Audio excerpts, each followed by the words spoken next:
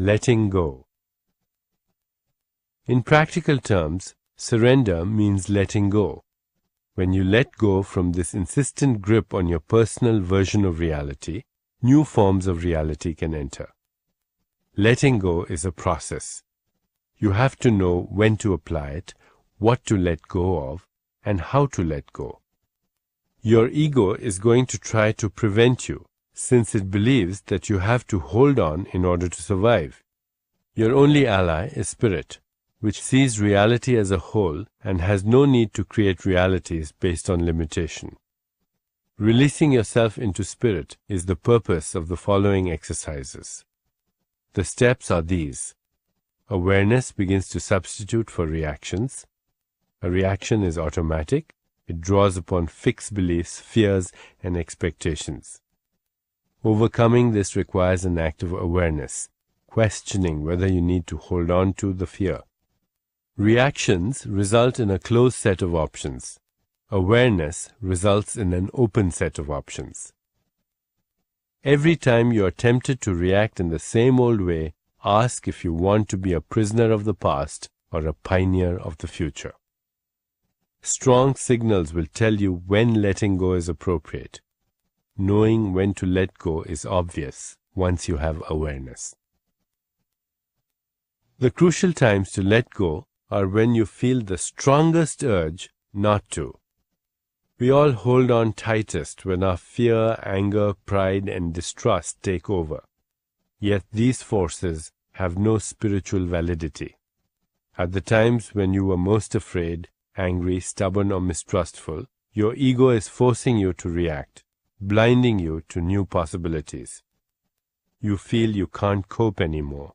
You feel boxed in. You feel you won't survive. These feelings give rise to the rigid, contracted state of resistance, disallowing the reality that good things can happen at any time. Spirit has a good outcome for any situation if you can open yourself to it.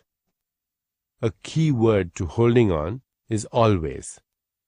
As soon as your mind tells you that something always happens, you are in the grip of a false belief. Always is never true. At any moment, you have the choice to break out of what is really trapping you, your automatic reactions dredged up from the past. If the right time to let go is when you don't want to, the thing to let go of is the thing you feel you must hold on to. Fear, anger, stubbornness, and distrust portray themselves as your rescuers. It is helpful to challenge familiar reactions by stating that you no longer believe in them. Instead of saying, I have to have my way, say, I don't know everything. I can accept an outcome I don't see right now. Instead of saying, I can't stand this, say, I've survived things like this before. The general formula is that whenever you react with X has to be this way or else, you bring awareness in and say, X doesn't have to be any way except what it is. Since letting go is a deeply personal choice, you're going to have to be your own teacher. You may feel comfortable with a lot more physical release than I do. Finding the right personal balance is important. Letting go physically is a matter of stress release. Under stress, your body tenses and contracts. Hormonal balances switch to the hyper-vigilant state of fight or flight. Stress is ongoing. Therefore, reducing stress also needs to be ongoing. In the short run, letting go of stress involves relaxing. Take deep, measured breaths, letting the breath go free on the exhale. Your body doesn't like holding on to stress. It does so essentially at the urging of the mind. Under really extreme stress, walk away from the situation. Offer reassurance that you will be back, and give yourself permission to do what you need to do for your own well-being. When you find yourself in a situation in which you are certain of disaster, loss, hurt, or any other negative outcome, use the following formula. This is just an experience. I am here on earth to have experiences. Nothing is wrong. My fears may come true, but the outcome will not destroy me. It may even be good. There is something here for me, if I have the awareness to find it. I am loved. Therefore, I am safe. These are new beliefs that, when sincerely held, call in spirit to aid you. The situations that your ego resists with all its might are precisely the ones that should be embraced, because anything that dismantles your limiting mental constructs is beneficial. There is a law in the unconscious that whatever you avoid will come back, and the more you avoid it, the stronger its return. The refusal to face this fact creates much unnecessary misery. Instead of resisting any emotion, the best way to dispel it is to enter it fully, embrace it, and see through your resistance. Painful emotions return because they are part of you. You created them before pushing them away. The cause of every emotion is in here, which means that inner work can heal it. When you find yourself dominated by a negative emotion, try to release it physically at first. Use the following formulas to reframe your emotion as they apply. Instead of telling yourself that your emotion is bad, ask what it has to tell you. Every emotion exists to help you. Instead of pushing an emotion away, have a closer look. Very often you will find that emotions are layered. Anger masks fear, fear masks hurt. Getting past an emotion means getting through its layers to the root. If you recognize that certain situations always bring the same reaction, ask what you need to learn in order for that reaction to change. Emotions come and go. Realize that each one has a rhythm and allow yourself to be in that rhythm. The best way not to drown is to ride the wave. As you begin to master the art of letting go, your reality will change. It has no choice. In the process of letting go, you will lose many things from the past, but you will find yourself. It will be a permanent self, rooted in awareness and creativity. Once you have captured this, you have captured the world. What do you think technology is doing for the collective consciousness these days? Well, you have to ask yourself, how is technology evolving? And it is evolving very fast. The capacity of technology doubles every year. So in about 10 years, it will be 1,000,000 times more powerful than it is today. And there are suggestions that in about 10 years, you'll have nano robots the size of a red cell navigating your body, and you can use your iPhone or BlackBerry to tell them what you want them to do. So if you want them to clean up your coronary arteries, you get the instruction. You're feeling sexy, they can squirt a little hormone, oxytocin. If you're feeling depressed, neuropeptides. If you want to eat meat without killing an animal, you can put a stem cell on a desktop computer, print out a steak. You can seed yourself in different galaxies through micro robots and remote technology, and it's unstoppable. So, you can't stop this. We will all become hybrids of human and cyborg. 10 years, maybe. You can also program your cells so you stop aging indefinitely. All that's going to happen. So, I ask myself, what is technology? It's a force we cannot stop. Okay. And so, what does it reflect? It reflects the human condition. The internet reflects the human condition. You can find pornography on it, and you can find Deepak Chopra on it. Polar opposites. So the fact is, the cyberspace is our collective mind. It's our collective consciousness. And we can use it for diabolical purposes, even now, that know-how exists on the internet to make a nuclear bomb if you want, and to procure the uranium if you want. You can use cell phone if you have sophisticated signals to interfere with air traffic signals or cause a nuclear plant to leak. That's technology, unstoppable. On the other hand, we can create a new global mind that a new planetary identity, and then a new cosmic identity. And that's the evolution of our consciousness. The choice is up to us. And that's about intention of the individual, Yeah, in a sense. Technology is the tool.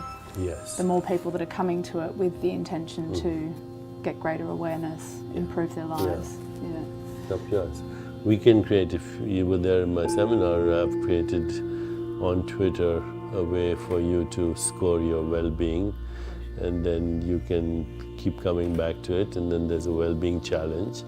And already I'm seeing thousands of people participating in there, and they're having amazing results, you know, in terms of social well-being, and career well-being, financial well-being, but also spiritual well-being. So that number is a number out of 100, and you score yourself, you get a quotient, and you were saying that you're a 94 out of 100. Very impressive. A little bit of improvement possible in there, but anything over 70, you're thriving. Right. If you're between 40 and 70, you're struggling, and if you're less than 40, you're suffering.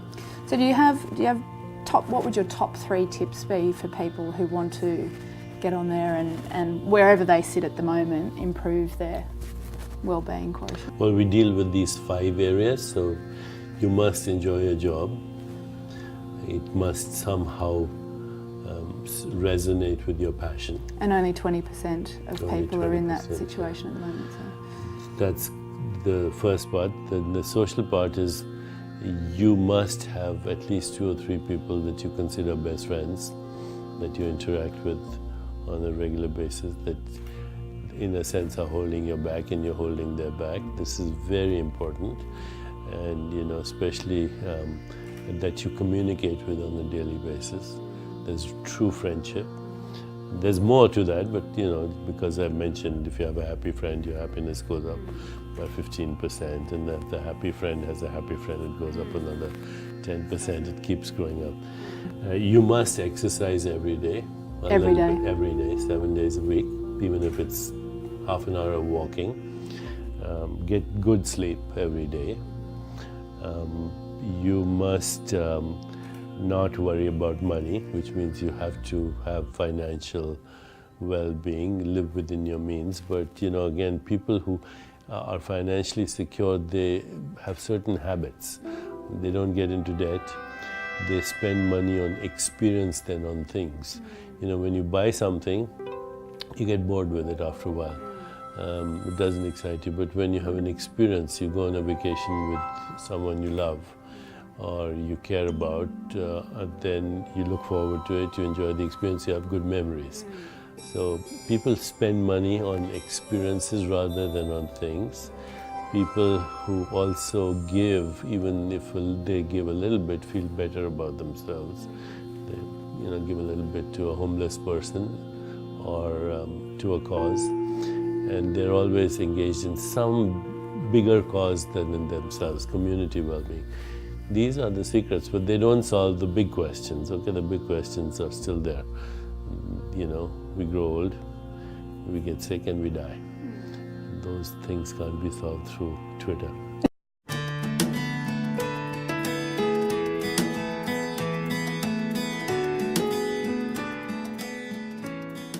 The second law is the law of giving and receiving, because the universe operates through circulation. Anytime you stop the circulation, what happens if you stop the circulation in your blood? You start to form a clot, and the clot ultimately kills you. Our breath also moves as an on and off and on and off phenomenon. In the universe, everything is circulating. There's no such thing as non-change. As soon as you stop something from transforming, you lead to disaster. So the law of giving and receiving says that as long as I keep things circulating, even abundance, I'll have abundance in my life. And you want to equate giving with receiving. So when you practice, you know, I practice these laws on 7 different days of the week. So on Sunday I practice the law of pure potentiality. In my mind, that's most important. On Monday, I practice the law of giving and receiving. So on Monday, I say to myself that everybody I meet or visit or go to today, I'll bring them a gift. Okay, and that gift could be something material that they need, or it could be a flower, or it could be a happy thought, or it could be a compliment. It doesn't matter, but I will meet whoever I meet today, I will offer a gift to them, silently sometimes. In the same spirit, I will receive the abundance of the universe. I will be open to the abundance of the universe. And so that's the second thing I'll do. And the third thing I'll do is I'll experience gratitude, because gratitude keeps circulation alive. So even if you were to close your eyes right now and just close your eyes for a moment and think of all the things that you could be grateful for, all the things that you have, all the people that care about you, all the love you share, and there are so many things to be grateful for. And if you just think of that, suddenly something very interesting happens. Your ego moves out of the way. You can't be grateful and have an ego dominating your awareness. And when you move your ego out of the way, you open yourself to the giving and receiving and the circulation of the universe.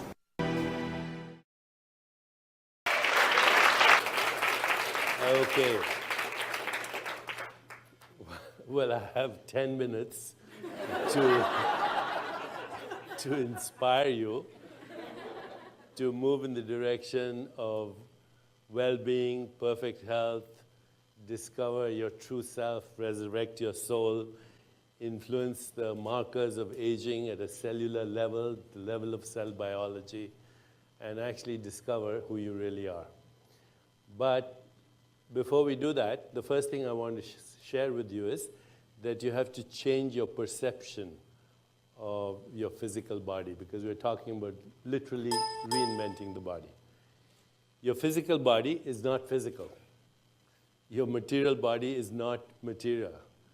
You have to start thinking of your body as an activity, as a process, if I may say so, instead of a noun, as a verb, an activity. So our bodies are constantly in the river of change and transformation.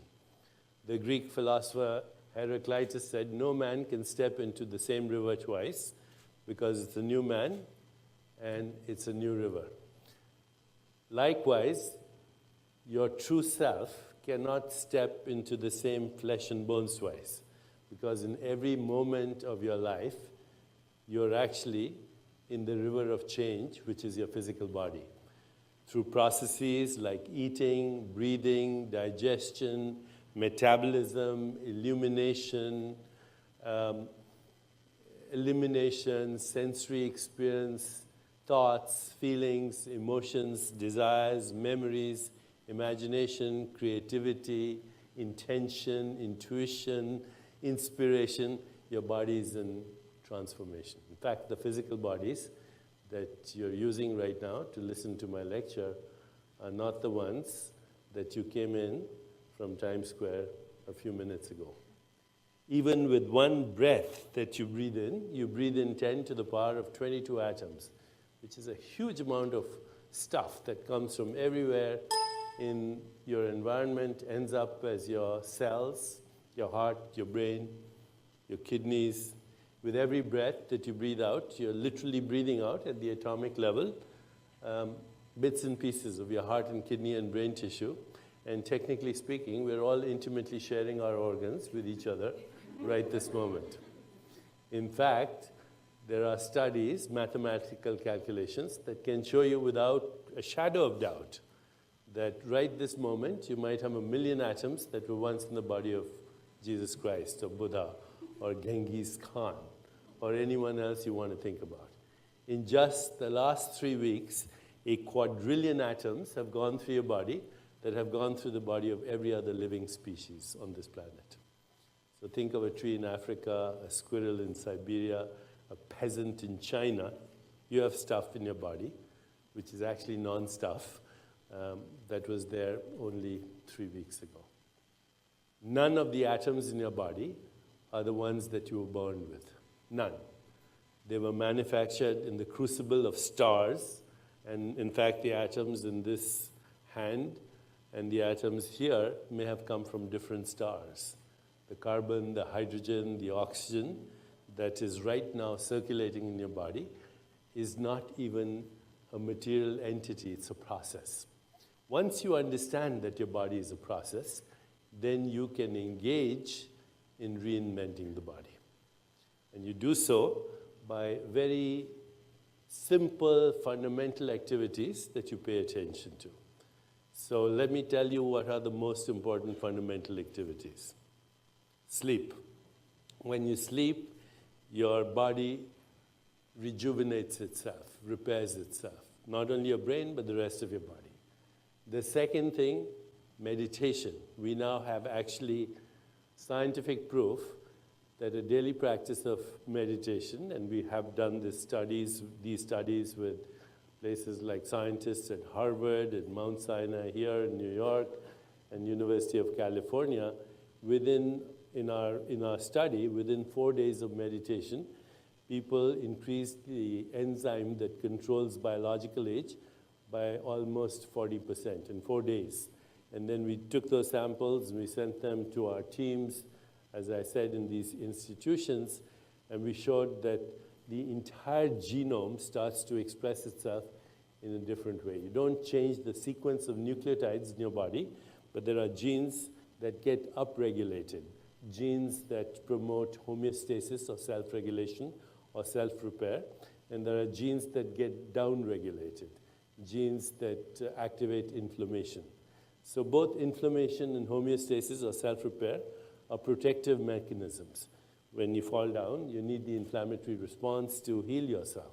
But if that response is exaggerated, then it is the basis of many diseases including chronic conditions like bronchial asthma, arthritis, many types of cancer, etc., heart disease, inflammatory disorders are all connected with these diseases. So when the genes get downregulated for inflammation, the genes get upregulated, you're literally changing the activity of your genes and the enzymes that control cellular aging. And this we have shown already.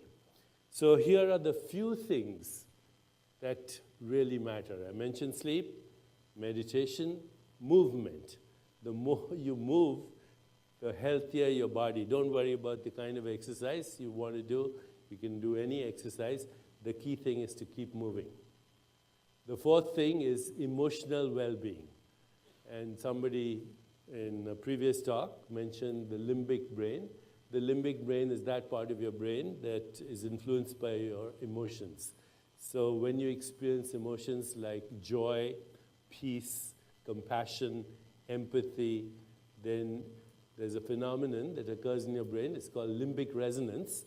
And the hormones that are secreted and the neuropeptides that are secreted, like oxytocin and dopamine and serotonin and opiates, these are immunomodulators, and they enhance self-healing or self-repair. On the other hand, if you're feeling guilt, hostility, depression, and any of the things that create fear in your body, then limbic resonance turns to limbic dissonance, and that starts a disruption of homeostasis. So cultivating those emotions. And finally, diet. A diet that is free of a diet that's not based on refined foods, manufactured foods, or processed foods. A diet that is more plant-based, and also perhaps a Mediterranean diet, which includes fish and olive oil. It's that simple. Sleep, meditation, movement, cultivating healthy emotions, and a healthy diet. So here's the formula. Wake up every day with the intention that you're going to experience a joyful, energetic body, a restful, alert mind. Cultivate the emotions of peace, joy, love, compassion, empathy, and equanimity. And finally, experience lightness of soul. because at the core of our being is an intelligence that's orchestrating all these activities that I mentioned. You have 600 trillion cells in your body, which is more than all the stars in the Milky Way galaxy. Only, by the way, only 10% of them are human. The rest is what is called the microbiome. So of the 600 trillion cells in your body, most of them are bacteria. You're a walking bacterial colony with a few human cells added. And all of these cells are working together as an ecosystem. And the things I mentioned to you, they influence everything. Diet particularly influences the microbiome, which is in our GI tract, and the microbiome and your genes actually regulate each other. So it's a fascinating thing. Our body is star stuff that has learned to self-regulate itself, that has become self-aware, that knows itself, that regulates itself, that evolves, and ultimately that goes back to the field of pure consciousness, which is a field of infinite possibilities, infinite creativity, that takes leaps of evolution. And as we move into the future, I think you'll see that reinventing the body is not a possibility in the future, it's a possibility right now. Thank you.